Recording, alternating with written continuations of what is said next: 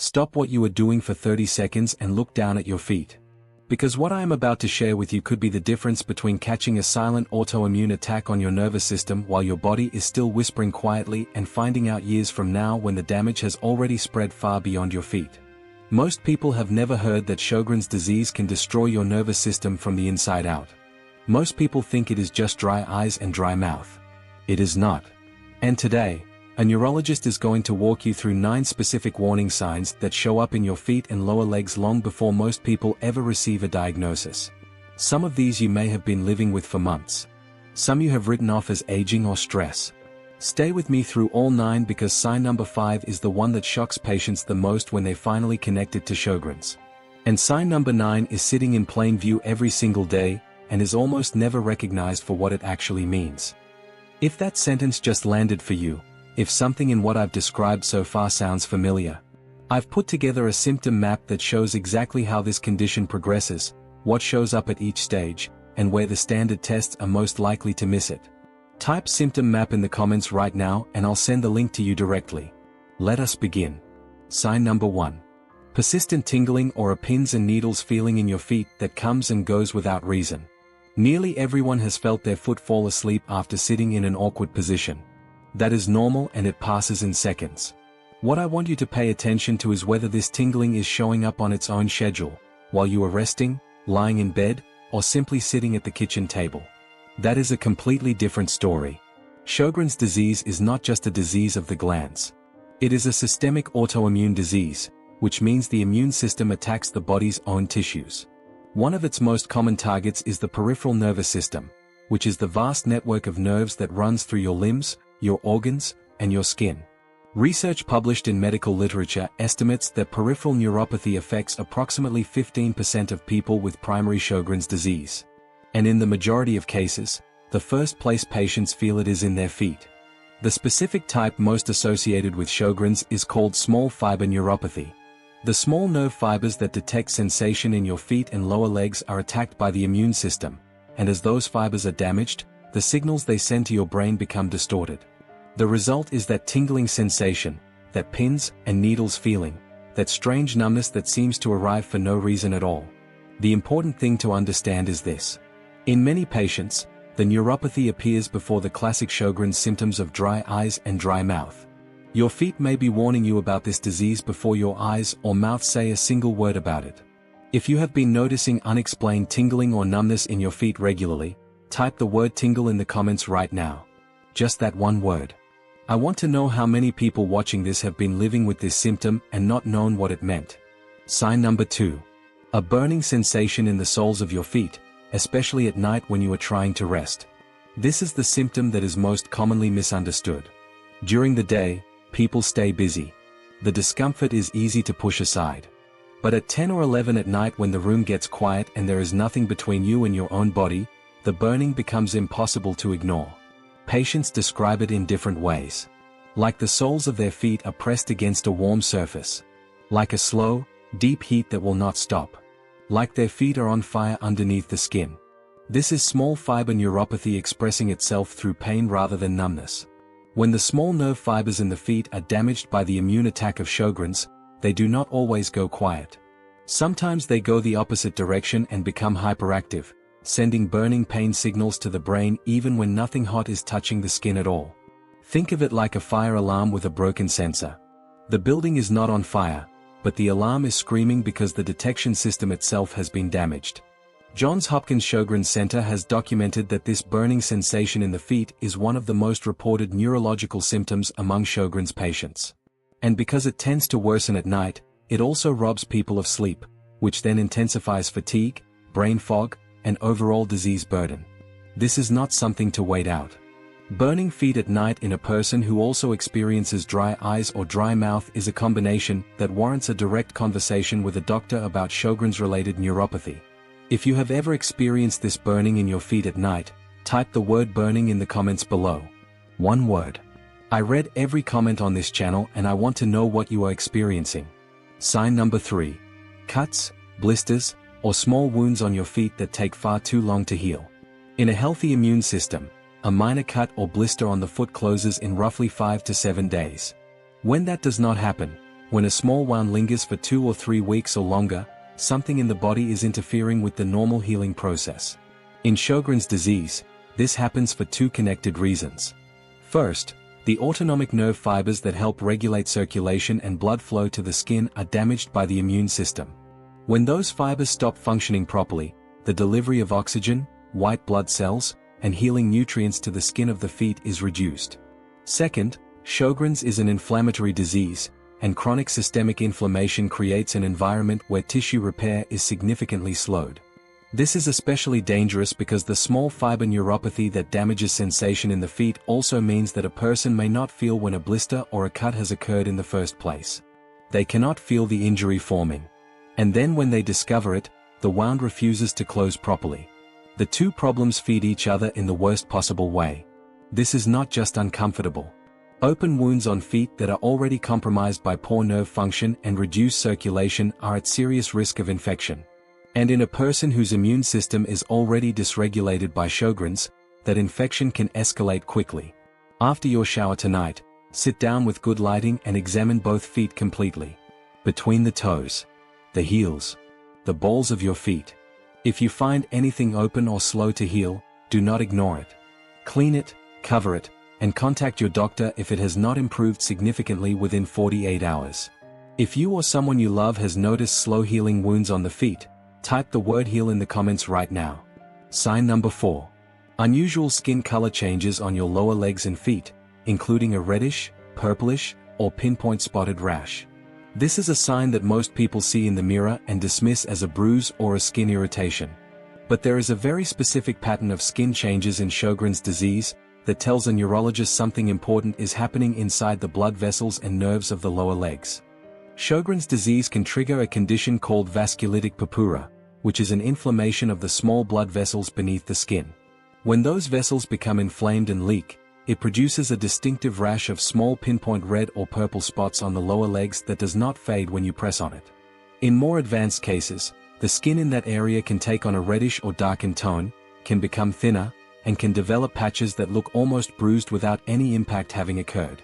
Research published in medical literature has confirmed that cutaneous vasculitis affecting the lower legs is one of the most visible extraglandular signs of Sjogren's disease, and is frequently associated with the presence of peripheral neuropathy in the same patient. In other words, when the skin on the lower legs is showing these changes, the nerves are often already being affected at the same time. This is not a cosmetic problem. This is the immune system's attack becoming visible on the surface of the skin. And it is telling you something that a routine skin cream will never fix. If you have ever noticed unexplained discoloration, spotting, or unusual skin color changes on your lower legs, type the word skin in the comments below. Sign number 5.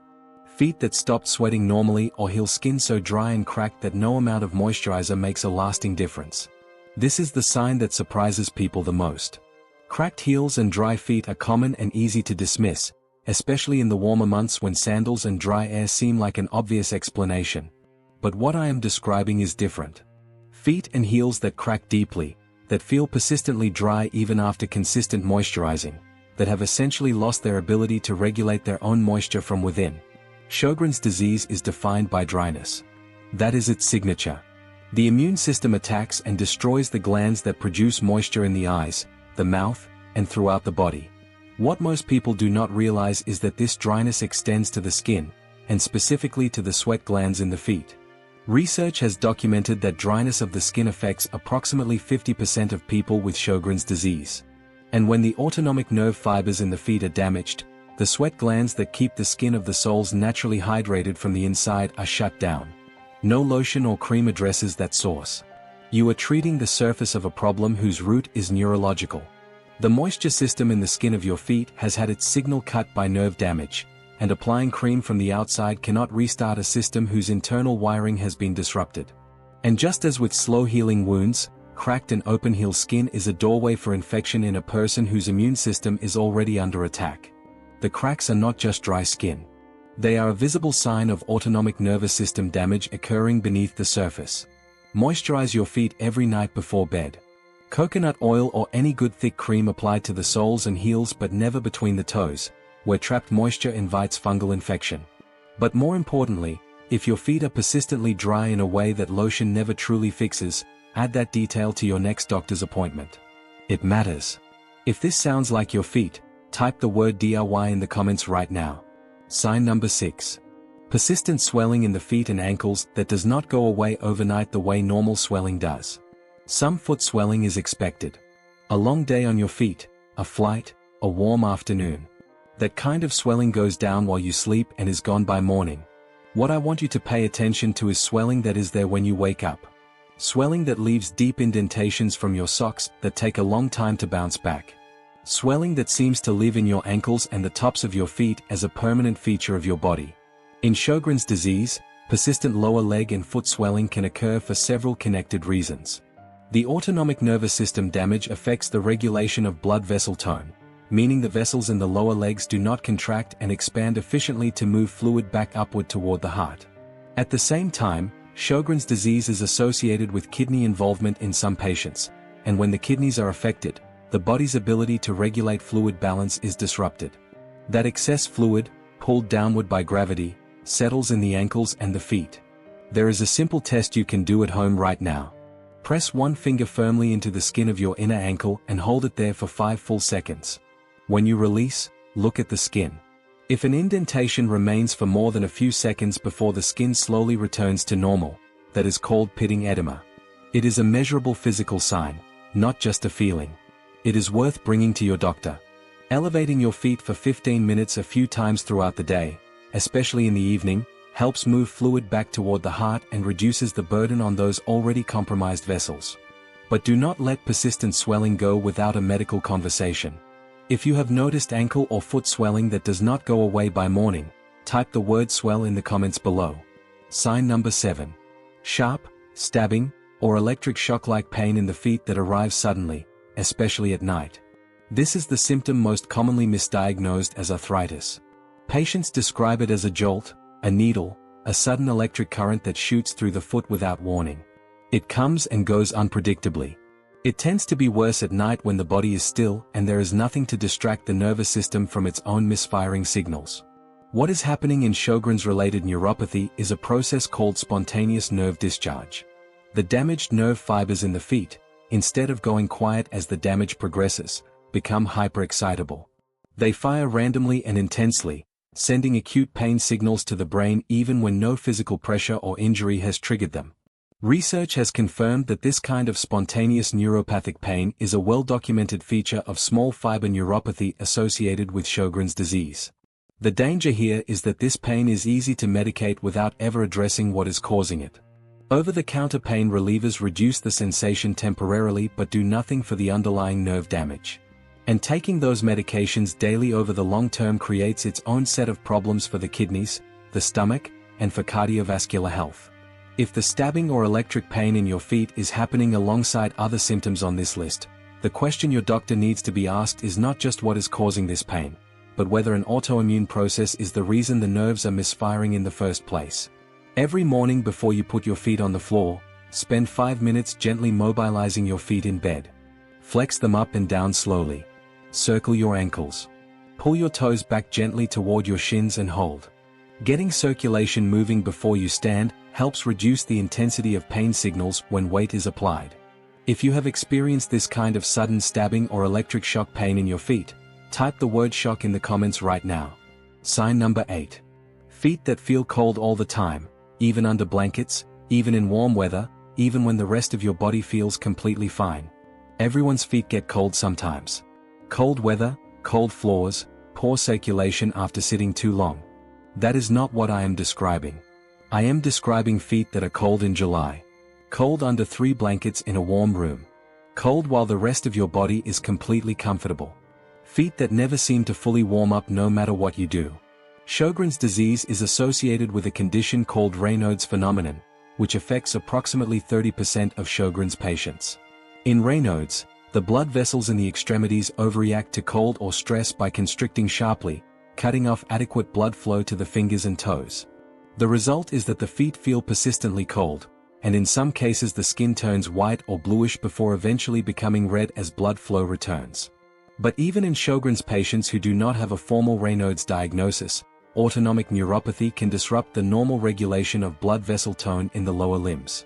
The autonomic nerves are responsible for telling blood vessels when to dilate and when to contract to maintain even circulation. When those nerves are damaged by the autoimmune attack of Sjogren's, that regulation breaks down. Warm blood does not reach the feet in the volume it should, and the feet stay cold. Persistently cold feet are not just uncomfortable. They are a signal from the autonomic nervous system that its ability to govern circulation has been compromised. And in the context of Sjogren's disease, that signal deserves serious attention. Gentle daily movement, even a 15 to 20-minute walk, helps push blood actively into the lower legs and can meaningfully improve circulation over time. Warm socks and avoiding extended periods of sitting still are also helpful. But if your feet are cold in a way that feels permanent regardless of the season, that is a conversation to have with your doctor. If your feet are cold far more often than makes sense to you, type the word cold in the comments below. Sign number 9. The hair on your lower legs and the tops of your feet has become noticeably thin or has disappeared entirely. This is the sign I have never once heard a patient bring up on their own. It is only when someone looks at the lower legs carefully during an examination that the observation gets made. And when you point it out, the patient looks down, and almost always says the same thing. They had not noticed. Or they had noticed but assumed it was just getting older. Look at your lower legs right now if you are able to. Compare the hair density there to what is present higher up on your thighs. If the lower leg hair is dramatically thinner or completely absent, that is not a cosmetic detail. That is a physical marker of what has been happening beneath the surface of your skin. Hair follicles are small, but they are biologically demanding. They require a consistent, adequate supply of oxygenated blood and healthy nerve signaling to sustain active growth.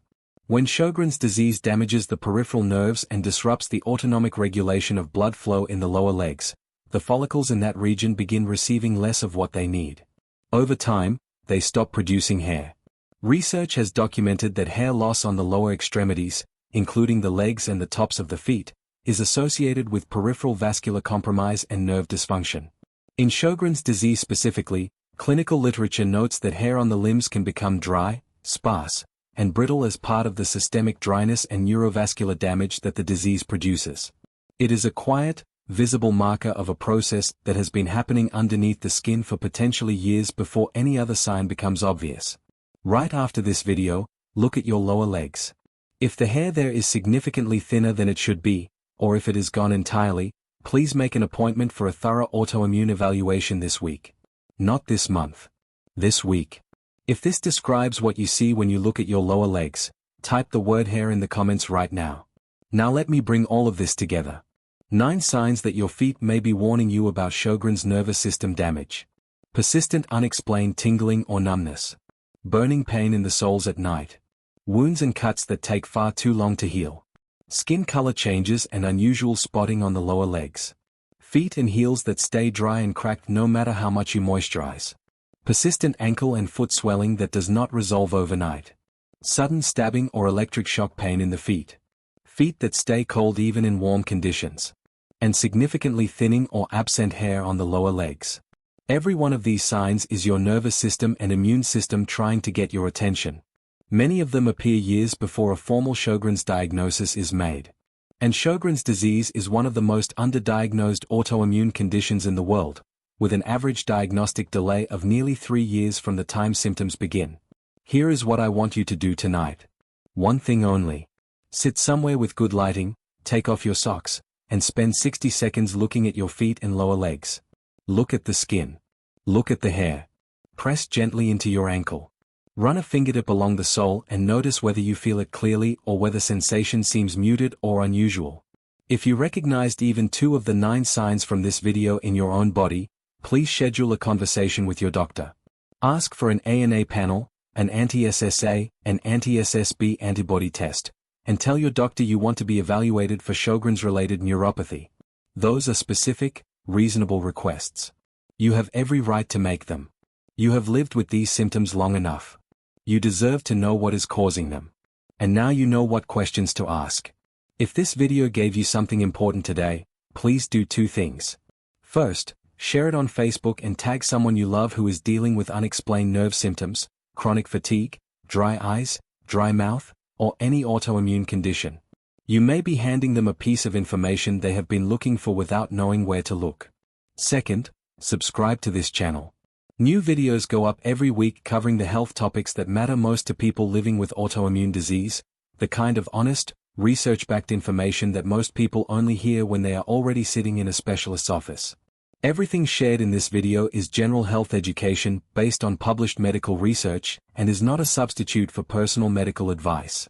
Every person's situation is different. Please speak with your own doctor or specialist before making any changes to your care, your medications, or your health routine. Take care of those feet. They have been talking to you. It is time to listen.